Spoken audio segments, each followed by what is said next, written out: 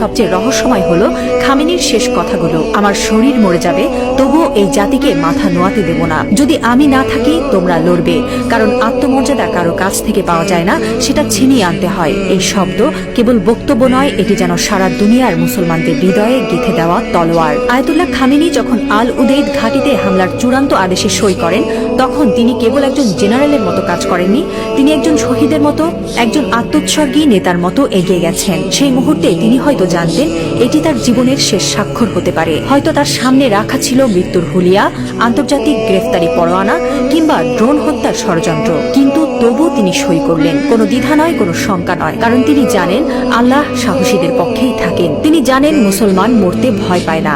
যারা আল্লাহর পক্ষে থাকেন তারা জানে মৃত্যু মানেই পরাজয় নয়, বরং আত্মত্যাগী বিজয়ের শুরু। এই একজন মানুষ এখন আর কেবল ইরানের নেতা নন, তিনি হয়ে উঠছেন সারা বিশ্বের মুসলিম উম্মার প্রতীক। একজন বিশ্বাসী, একজন অটল মুজাহিদ, একজন সাহসী পিতার মতো তিনি বলছেন, আমি থাকি বা না থাকি তোমরা লড়বে। হ্যাঁ মুসলিম উম্মাহ, তোমরা মাথা নিচু করো না। লা ইলাহা ইল্লাল্লাহ, আল্লাহ ছাড়া আর কোনো ইলাহ নেই।